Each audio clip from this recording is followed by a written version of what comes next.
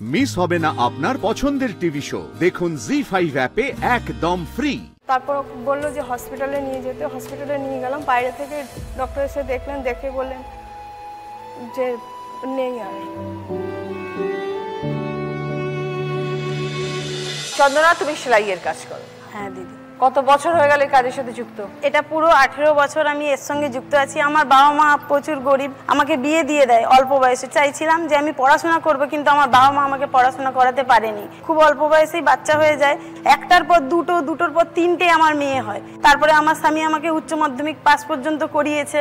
করানোর পর আমি মানে টেলারিং শিখি। সবাই আমার এই কাজটা সবাইয়ের ভালো লাগে। আমি ওরকম করতে থাকি দেখে আমার কাছে দুজন মেয়ে শিখতে আসে। আমি তাদেরকে শিখাই, শেখাতে শেখাতে আমার স্বামীর অ্যাক্সিডেন্ট হয় একটা, তার ব্রেনে আঘাত লাগে, মানে ব্রেন হেমারেজ হয়ে যায়। আমি কাকদাড়ি বাজারের মধ্যে, সেখানে আমি দোকানটাকে আরো বড় করার জন্য জায়গা আমি একটা কিনি। 3 কাঠার মতো জায়গা আমি কিনেছি। লোকনাথ লেডিস টেলার্স আমার দোকানের নাম। সেই জায়গার মধ্যে বাড়ি করেছি যাতে আমার সন্তানদেরকে নিয়ে কম সময়ে, মানে আমাকে যাতে বেশি সময় নষ্ট না করতে হয়। সামনেই অপোজিটেই আমি একটা দোকান নিই, বাড়ি করে আমার স্বামীকে সেই রেডিমেড ব্যবসা একটা করে দিই, বসেই যাতে কাজ করতে পারে।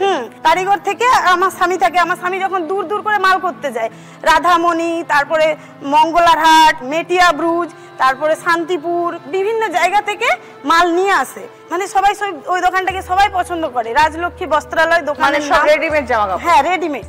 তারপরে আমার ওরই পাশে আমি মানে একটাই তো বড় দোকান করেছি, সেইখানেই আমার এবারে টেলারিংটা রেখেছি। টেলারিংটা শিখেছে আমাকে 40 জনের উপরে আমি শিখিয়েছি। মানে এতই পরিশ্রম করি যাতে 40 জন মেয়েও আমার মতো স্বাবলম্বী হতে পারে। যে কারো বাবা নেই, কারো মা নেই, কারো পরিবারের স্বামী ছেড়ে দিয়েছে, এরকম মেয়েদেরকে আমি শিখিয়েছি। এখন আমার দোকানে 15 জন এরকম স্টুডেন্ট আছে, আমি শেখাচ্ছি, আর 3 জন আমার কারিগর আছে। মানে এত পরিশ্রম করি যে আমি রেস্ট পাই না। আমি চাই যে আমি ওরকম প্রতিষ্ঠিত হতে চাই। আমার মধ্যে যে স্বপ্নটা ছিল, আমি চাইছিলাম যে সবার মধ্যে যেন এইরকম থাকে যে এক একটা মেয়ে যেন এইরকম ভাবে কষ্ট করে নিজে প্রতিষ্ঠিত হতে পারে। ভালো থেকো চন্দনা, তুমি অনেক পরিশ্রম করে আজকে এই জায়গায় এসে পৌঁছেছো। অনেক শুভেচ্ছা রইলো, আগামী দিনে তুমি খুব ভালো থেকো।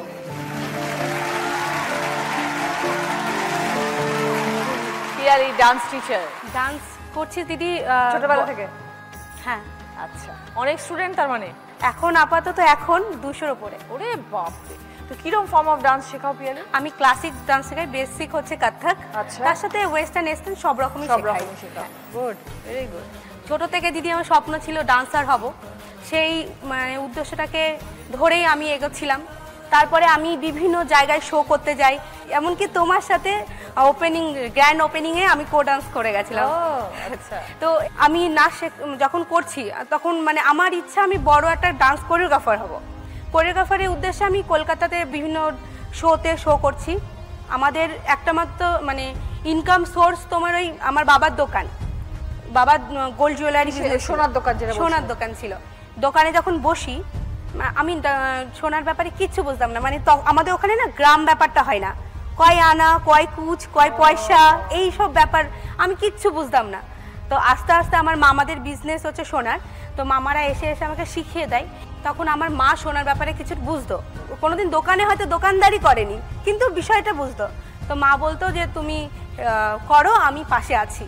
আমি আর মা দুজনেই দোকানে বসি, মা পাশে থাকে, আমি করি। আস্তে আস্তে দিদি কি বলবো, বাবা যদি 20% রেখে গিয়েছে দোকানে, সেটা আজকে 80%-এর জায়গায় আমি দাঁড় করিয়েছি। খুব ভালো।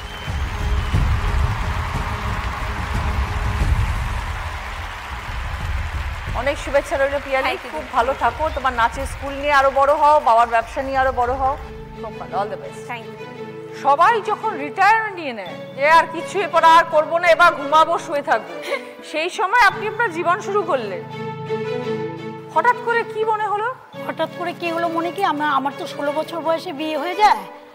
আর আমার বন্ধু বান্ধবরা বিয়ের পর শুনি কেউ এমএ পাস করেছে, বিএ পাস করেছে, সবাই চাকরি করছে। তো করোনার টাইমে তখন আমার ছোট মেয়ে বলছে, মা আজকাল অনলাইনে সবাই এরকম ব্যবসা করে, আমাদের একটা গ্রুপ আছে, ওই গ্রুপে তুমি তো অনেক কিছু জানো। আমি ছোটোবেলা থেকে রান্নাবান্নাটা খুব ভালোবাসতাম। সেই রান্নাবান্না করে আমার যে পিঠাপুলি সম্পূর্ণ হয় সেটার নাম হলো পুরাতনী। মানে পুরাতন জিনিস তো আজকাল হারিয়ে গেছে, সবাই পুরাতন জিনিস খেতে চায়। যেরকম পাটিসাপটা, পুলি, তারপরে তাছাড়া আমি এমনি কাজু বরফি, কালাকাঁদ, দই বড়া। তো এগুলো নিজেই সব বানাতেন? হ্যাঁ, একাই বানাই, কিন্তু আস্তে আস্তে প্রথমে অনেক মানে যখন আরম্ভ করেছি তখন দেখতাম যে আমি কিছুতেই পেরে উঠছি না, যে আমার তো একটা লোকের দরকার। কিন্তু এটাও সাহস পেতাম না যে আমি যে একটা লোক রাখবো, 3000-এর কমে তো কেউ কাজ করবে না। তারপর তো তাও একটা প্রথম মাসে যখন করলাম, আর আমি সমানে গুরু গোবিন্দকে ডেকে ডাকতাম যে মানে গোবিন্দ আমাকে অন্তত এটা দাও, যাতে ওদেরকে যেন আমি দিতে পারি। এই করে করে ব্যবসাটা এখন অনেক বড় জায়গায় এসছে। কি কি বানান?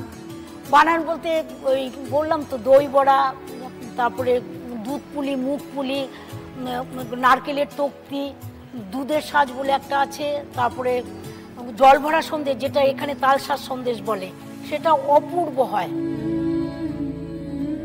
সব মিলিয়ে আনন্দে আছেন, ভালো আছেন। হ্যাঁ। আর কি চাই? খুব ভালো থাকবেন গৌরীদি। খুব ভালো লাগলো পরিচয় হয়ে কথা বলে। আচ্ছা, আমারও ভালো লাগলো। আমি শুধু মনে করেছি আমি শুধু রচনাকে মনে হয় টিভিতেই দেখবো, আর কি দেখবো না কোনোদিন কাছাকাছি দিয়ে।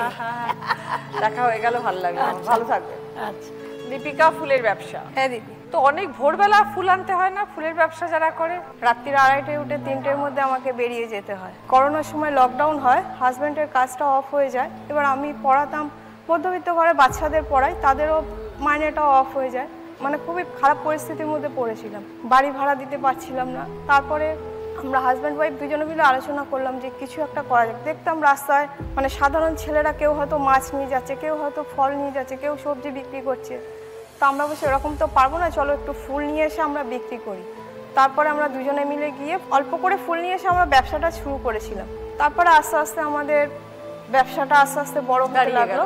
হঠাৎ একদিন মাঘী পূর্ণিমার দিনে আমাদের কিছু অর্ডার ছিল, তাও বলছিল আমার শরীরটা খারাপ লাগছে। ও যেতে চাইছিল না, জোর করে যেহেতু অর্ডার নিয়েছিল আমাদের তো দিতেই হবে। বাড়িতে গিয়ে মাকে বললাম, মা আমার বুকটা একটু ব্যথা করছে। মা ভাবলো ওর অ্যাসিডিটির প্রবলেম ছিল হয়তো, সেই কারণে যে মা ওকে একটু খাইয়ে দিয়েছিল। পাশেই আমাদের ডাক্তার কাকু ছিলেন, তা দেখে ও বলছে না আমি যাই, আগে ফুলটা দিয়ে আসি। দিয়ে এসে আমার পাশে দাঁড়ালো, সঙ্গে সঙ্গে মানে ওখানে মানে মাথাটা নিচু করতে গিয়ে পিছন দিকে পড়ে গেল। বাবা এলো, তারপর ডাক্তার কাকু সঙ্গে সঙ্গে এলেন। তারপরে কাকু দেখে কোনো রেসপন্স করছিল না, তারপর বললো যে হসপিটালে নিয়ে যেতে। হসপিটালে নিয়ে গেলাম, বাইরে থেকে ডক্টর এসে দেখলেন, দেখে বললেন যে নেই আর।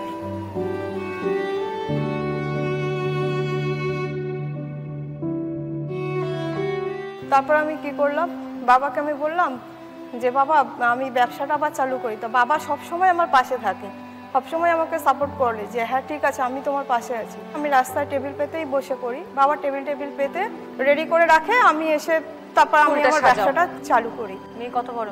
মেয়ে এখন 15 বছর, মাধ্যমিক দেবে এবছর। তোমাকেই চালাতে হবে, তোমার মেয়েকে মানুষ করতে হবে, সব থেকে বড় কথা। সবাইকে নিয়ে খুব ভালো থাকবে লিপিকা, মনের জোর রাখবে, এবং জীবনটা তো যুদ্ধই।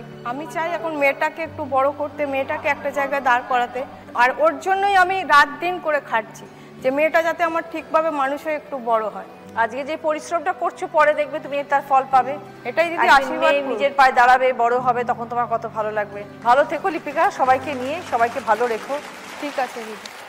জি5 ডাউনলোড করুন আর সব এপিসোড দেখুন একদম ফ্রি।